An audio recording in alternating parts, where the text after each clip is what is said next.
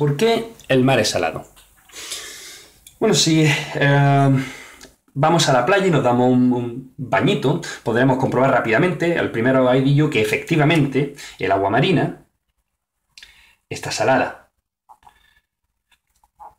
Y eso se debe a que hay una serie de sales, evidentemente, disueltas en ella, en concreto 3,5 gramos de sales por cada litro. Pero ¿cuáles son los iones que podemos encontrar? Pues los iones que podemos encontrar son principalmente ion cloro, sodio, sulfato, también magnesio y calcio. Estos son principalmente, aunque sí que es cierto que se puede decir que el agua marina, el agua de mar es prácticamente un caldo de todo, o de casi todo. 2/3 de todos los elementos naturales se encuentran disueltos en alguna medida en el agua marina, pero en concentraciones muy pequeñas o prácticamente trazas. Lo que a nosotros nos interesa es saber cuál es el origen de esos iones. Y la causa principal de esos iones proviene del aporte que realizan los ríos. Esta hipótesis fue ya propuesta hace bastantes años por un británico, Edmund Halley, allá por el año 1715. Ha llovido un poco, y precisamente con la lluvia tiene que haber esto, como veremos en un momento. Edmund Halley, ¿os suena este apellido? Efectivamente. El mismo del cometa Halley, y es que este muchacho descubrió, o fue el primero en describir, la órbita del cometa Halley, por lo tanto, en ser capaz de predecirla. Era un crack, era físico, era matemático, era astrónomo, bueno, seguramente era un buen cocinero, lo tenía casi todo el hombre. En cualquier caso, si nosotros, para entender este proceso, muy sencillo, si nosotros tenemos montañas, en el fondo tenemos el mar,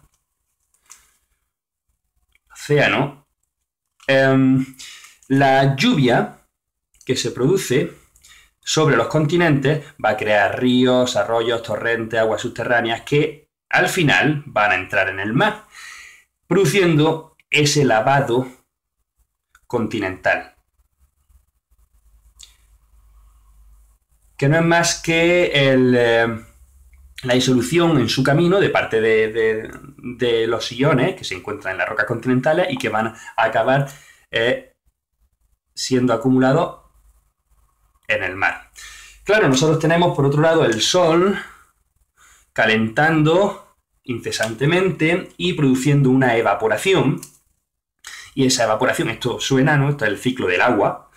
Esa evaporación va a producir una condensación en nubes que de nuevo tendríamos lluvia y vuelve a producirse este lavado.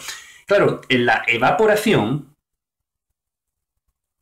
es solamente el agua el que se evapora, las sales permanecen. De modo que este proceso, repetido a lo largo de los años, de cientos de miles, de millones de años, va a producir efectivamente un aumento en la concentración de las sales. Vale, pero ¿es este el único proceso que existe?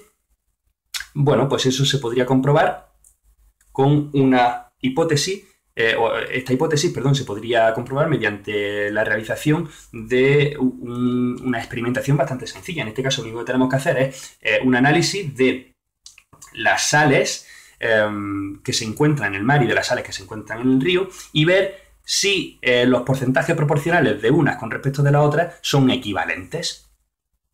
De modo que este es efectivamente el principal aporte, si no el único. Bueno, vamos a ver eso con un poco más de detalle. Por ejemplo, tenemos que las sales del mar respecto de las sales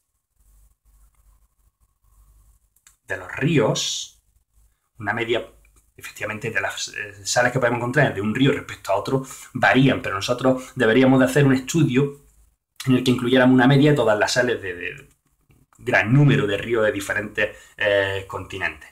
Bien, pues si nosotros cogemos, por ejemplo, el cloro, vamos a tomar como ejemplo el cloro digamos que se encuentra, vamos a borrar aquí para tener un poquito más de espacio,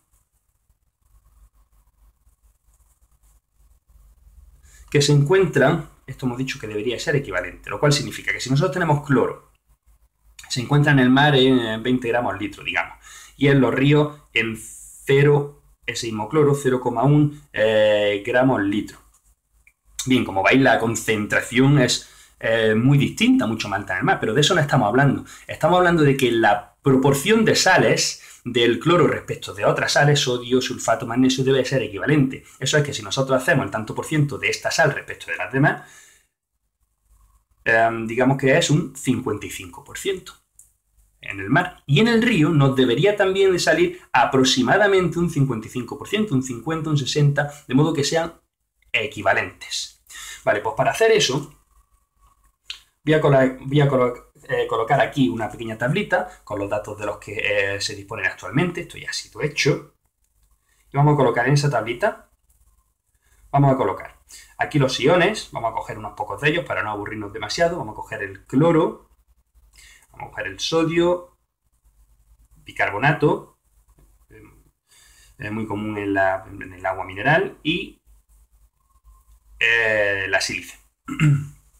Bien, vamos a ver en el mar y en los ríos. Vale, pues en el mar existe efectivamente un 55% respecto de las otras sales, del total de sales. Sin embargo, en los ríos, que deberíamos de esperar algo parecido, si esta fuese la única hipótesis o el único proceso de aporte de iones al mar, sin embargo, no es para nada. Es mucho menor, un 8,5%. Con el sodio ocurre algo parecido.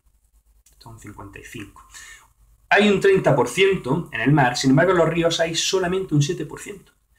Con el bicarbonato en el mar, sin embargo, encontramos una proporción muy baja respecto de las otras sales, solamente un 0,4% del total de sales, mientras que en el agua de los ríos es precisamente la más abundante, es casi un 32%.